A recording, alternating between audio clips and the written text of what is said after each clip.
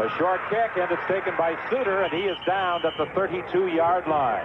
I think it should be pointed out here that Saskatchewan had their choice on the kickoff as to which end that they wanted to defend, and they defended the end with the wind at their backs, and that's why they got that nice deep kickoff down into the end zone area. Vavra had a tough indoctrination coming out here with the wind in his face for the first two plays, and now Saskatchewan has the ball in great field position on the 32-yard line. Nicky Hall, the starting quarterback. Joe Paupau is not dressed for this game. The backup is Homer Jordan. Penalty flag on the play, as a matter of fact, on both sides of the field. And it appeared as though Laurie Skolrud, number 68, was guilty of movement before the snap of the ball.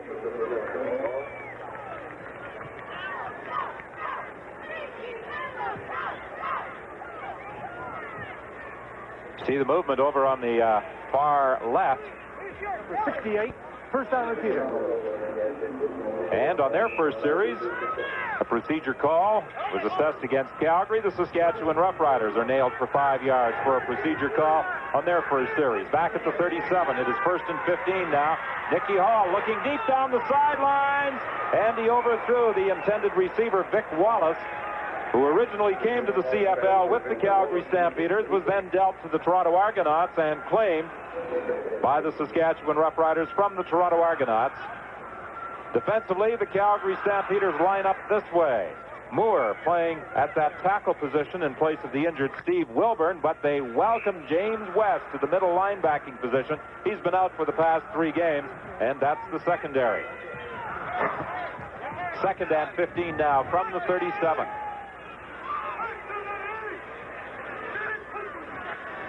Movement at the line of scrimmage again.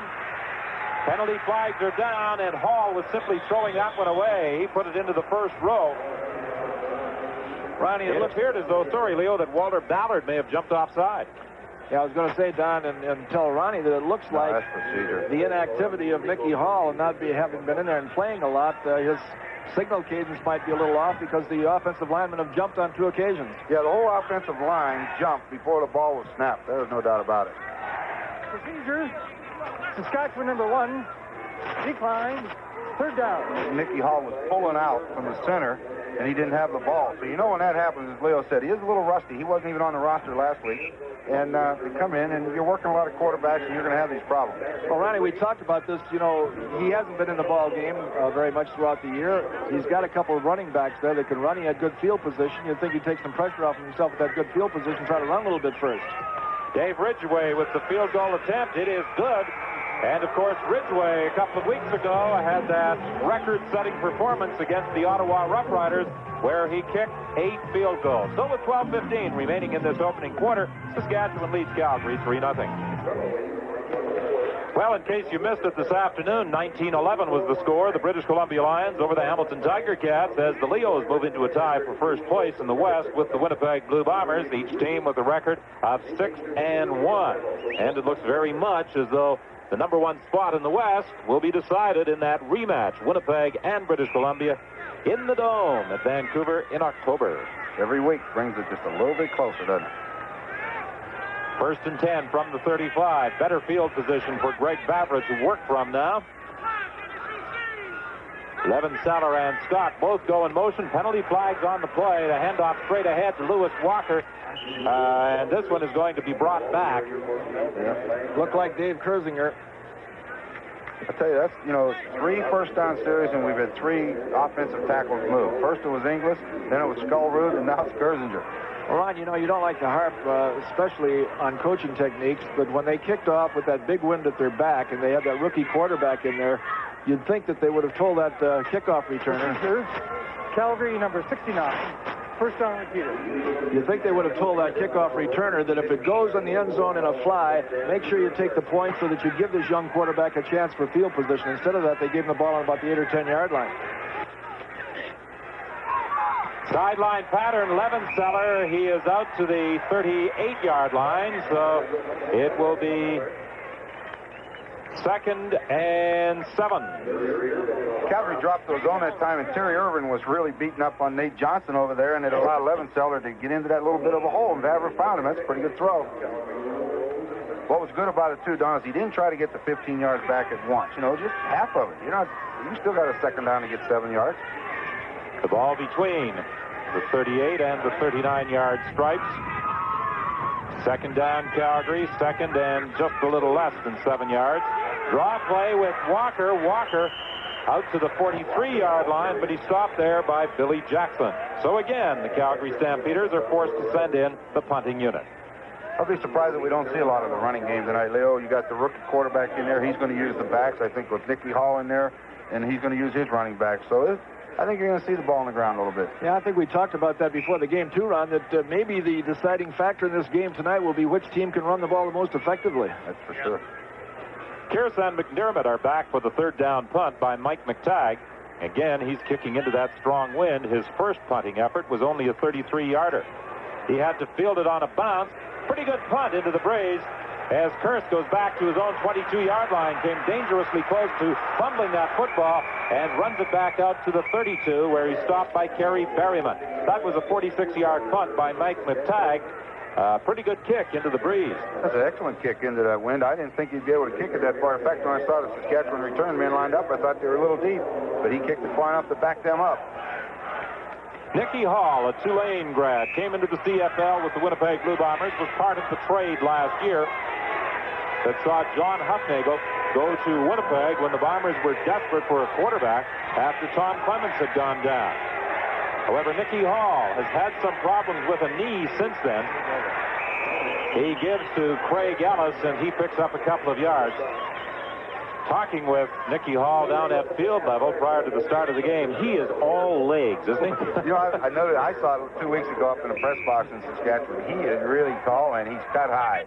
You know, his legs go on forever. I think when you look at that Calgary defense, one thing that stands out crystal clear is that they've got that number 58, James West, in there at that middle linebacker spot. And that means a lot to that defense to have him back in there playing and well. Second and 8. Hall throwing to the sidelines, incomplete. It was intended for Ray Algard, and Larry Hogue was over there defending.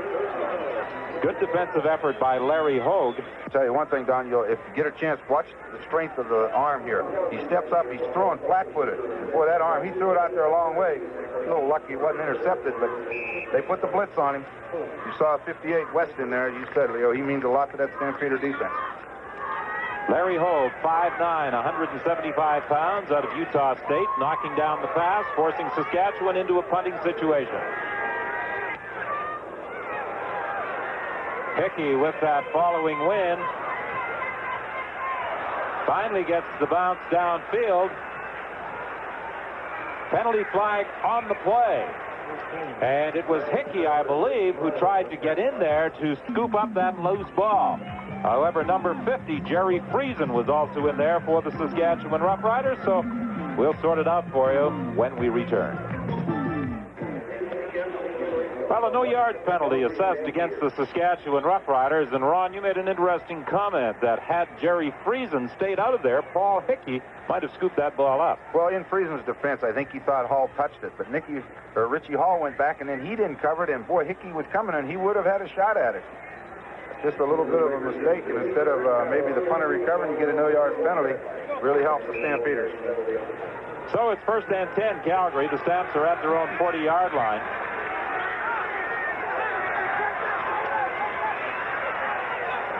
Pass complete to Levenseller. And Fabra showed me something on that throw. He's got a strong arm.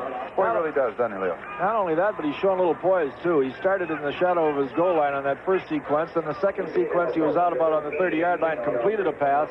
But now he's coming out of the huddle, showing a lot of poise. Look at the snap on that arm, and he gets it right on the numbers there, and it's a good gain. Second and 3 for the Stampeders. They send those spot backs in motion.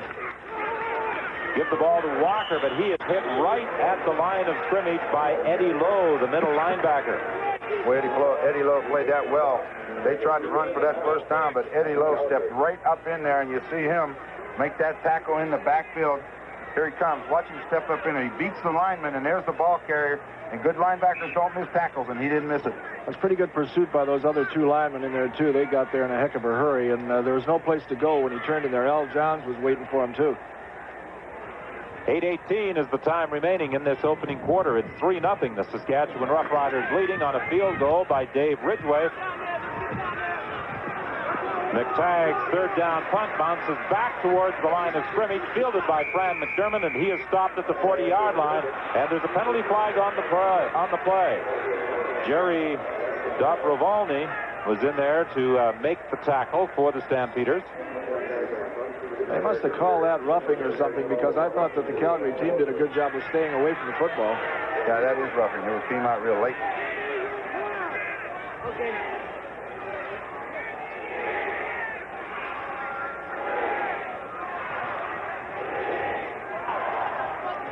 Major foul, spearing, number Calgary 58.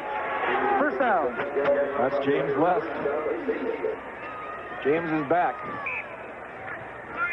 So with the ball at midfield, Steve Barato watches his defensive unit work against Nicky Hall and the Saskatchewan Roughriders. 1st and 10 for the green and white. Over the middle, incomplete. Looking for Ray Elgard, nearly picked off by Darryl Moyer. Now, if you take a look at both of these quarterbacks here now, you've got a couple guys that haven't played too much, but you've got one kid that's supposed to be a Canadian quarterback from a Canadian college, and then you've got another guy that was trained in the American colleges. And if I had to take my choice right now, I'd say that Barba looks like he has a lot more, or Barber, I should say, looks like he has a lot more poise. 2nd and 10 at midfield.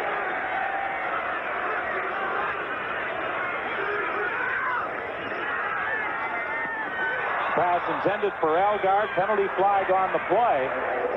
They may have called a pick on that.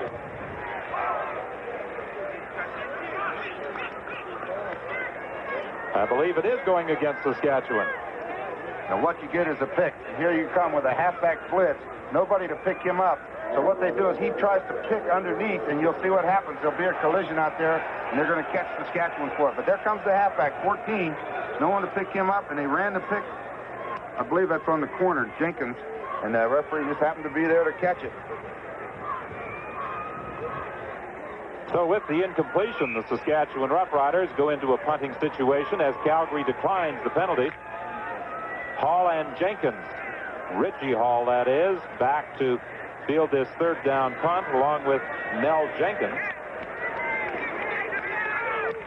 They've got the return on. Hall takes it on the dead run. What a collision as he was hit by Jason Riley. Riley was downfield quickly, and the former University of British Columbia product who was with Winnipeg last year. As a matter of fact, he, along with Nicky Hall, went to the Saskatchewan Roughriders in that John Hufnagel trade, along with J.C. Pelusi. J.C. Pelusi. Where are they now? He's with the Pittsburgh Steelers. I don't know if he made it, but that's where he's trying out. That's the line and stream right there. A guy catching the ball, and you got a full head of steam up. Just drill him. From the 20-yard line, the give is to Walker, and he is to the 26. That will be a pickup of 6. It will be 2nd and 4, Calgary. Calgary has tried completely from tackle to tackle with their running game. They haven't tried to get outside at all, which is either a indication that they have a healthy respect for the outside perimeter of defense, or that that's their main running game on the inside. Well, I think if you're going to roll out, Leo, you better run inside, keep him in there, and maybe you can get outside. There's got to be a reason for it, but you're right. They're running inside right now.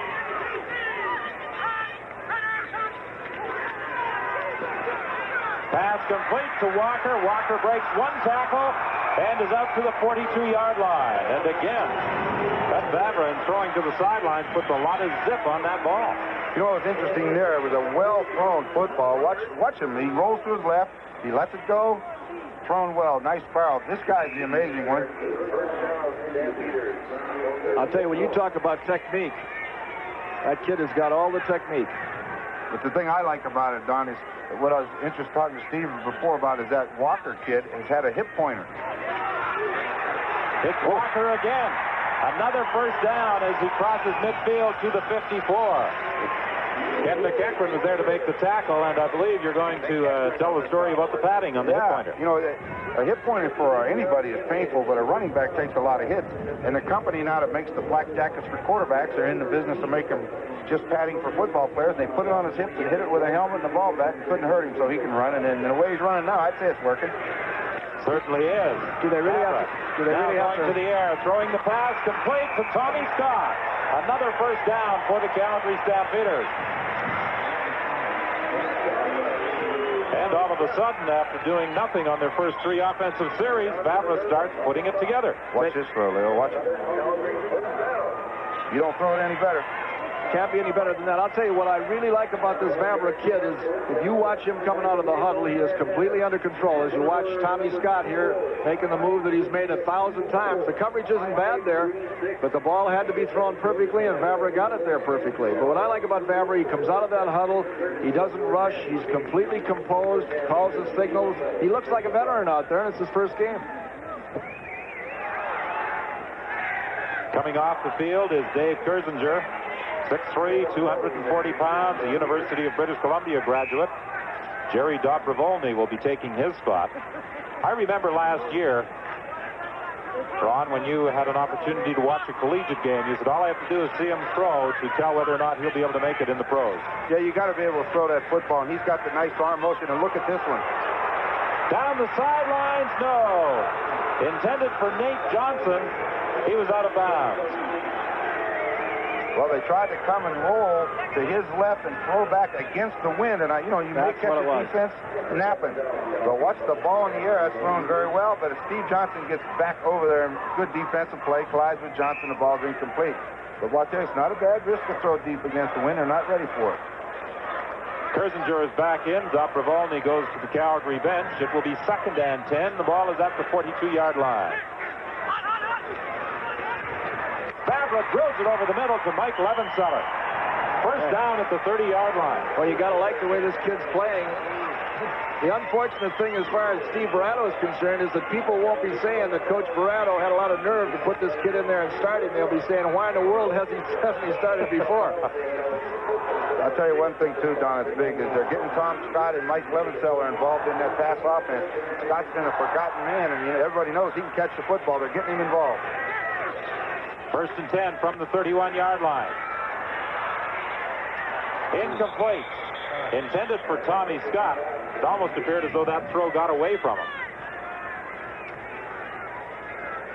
Well, if it's going to get away from you that way. It was high and outside where it's going to have to go out of bounds.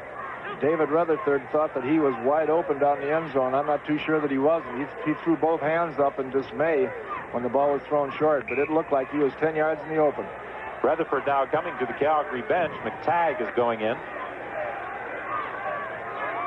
McTagg comes out wide to the left. Nate Johnson to the right. Vavra's pass incomplete. It was over the head of the intended receiver, Mike Levenseller, in the vicinity of the 20-yard line. Billy Jackson was pressuring the young quarterback out of the University of Calgary, number 13, Greg Vavra. But he gets a fine round of applause as he heads to that Calgary bench, and deservedly so. J.T. Hay will come into the game and attempt to tie it up with a field goal.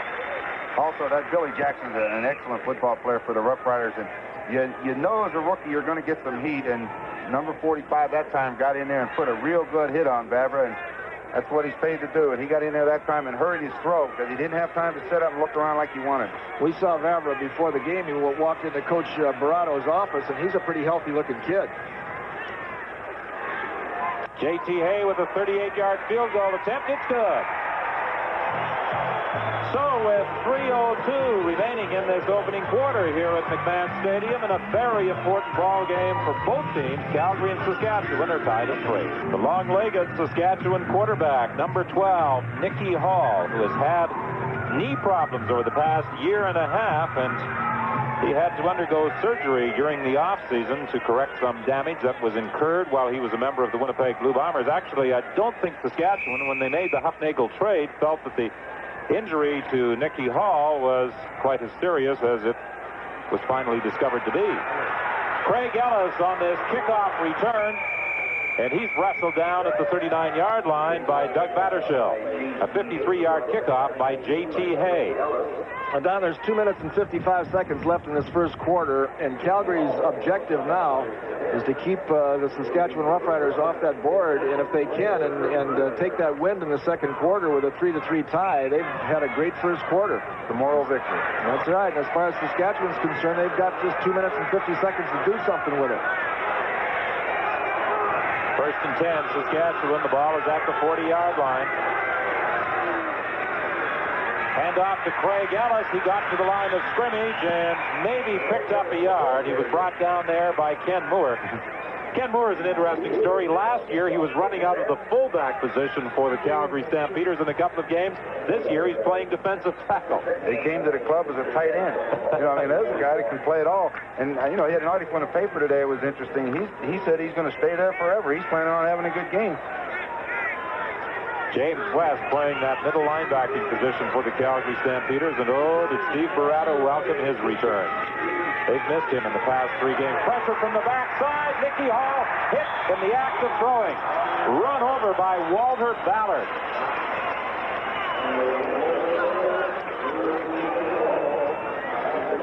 Ballard came free from the backside. Well, also coming from the front side with a halfback blitz. And you have to read that. As soon as that ball snaps, Darryl Moyer, the safety man, has to go about 20 yards to cover a man. And when you see him running, you've got to know there's a blitz coming. And you better get rid of it. He's lucky he didn't get hit. Forced a bad throw, but at least he didn't get hit hard. 1:50 is the time remaining in this opening quarter. The score is tied at 3. Jenkins and Hall are back for the third down kick by Paul Hickey. Jenkins takes it at the 23-yard line.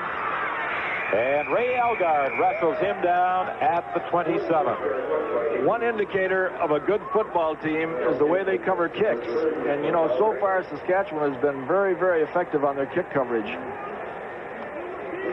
Well, as the Calgary offense moves out onto the field for a first down play at the 29-yard line, we remind you that next Saturday on Sports Weekend, you'll see the Canadian Canoeing Championships live from Dartmouth, Nova Scotia, the Budapest Grand Prix of Track and Field, and the Canadian Derby from Edmonton. On Sunday, it's the Dutch Grand Prix from Zandvoort, Holland. There's their first test to the outside, and it looks like they almost broke it, Don. Walker brought down by Ken McEachran, a saving tackle. And Walker has been running well through this first quarter.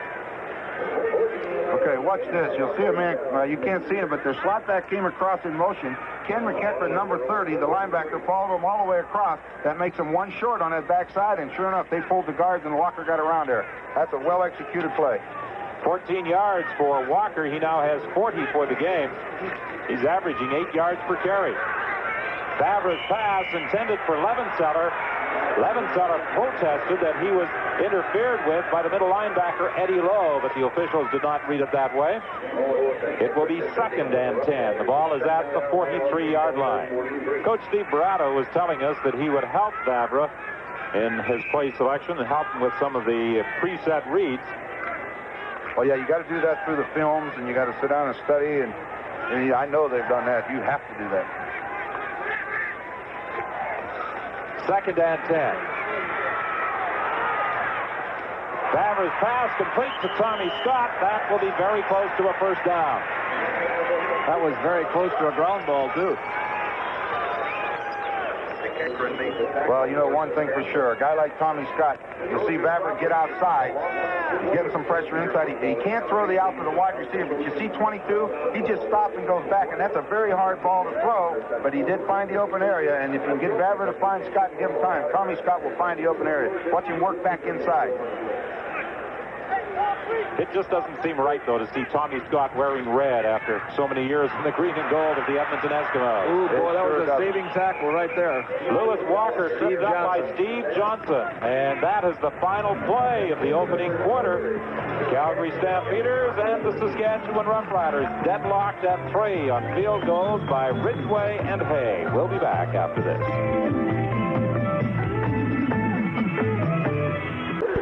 It's 2nd and 6 for the Stampeders. The opening play of the second quarter. The ball is between the 52 and 53-yard lines. of the Saskatchewan Roughriders. Favre swinging it out to the sidelines, intended for Walker. Good defensive job there by Fran McDermott. It's almost like a run and shoot, and he threw it a little bit too quick. The linebacker was up too close, and he should have gone downfield with it, but it wasn't intercepted, so it won't hurt him. They'll punt the ball and get good defensive position. Well, the big thing is, Ron, that the first quarter is over, and Calgary has weathered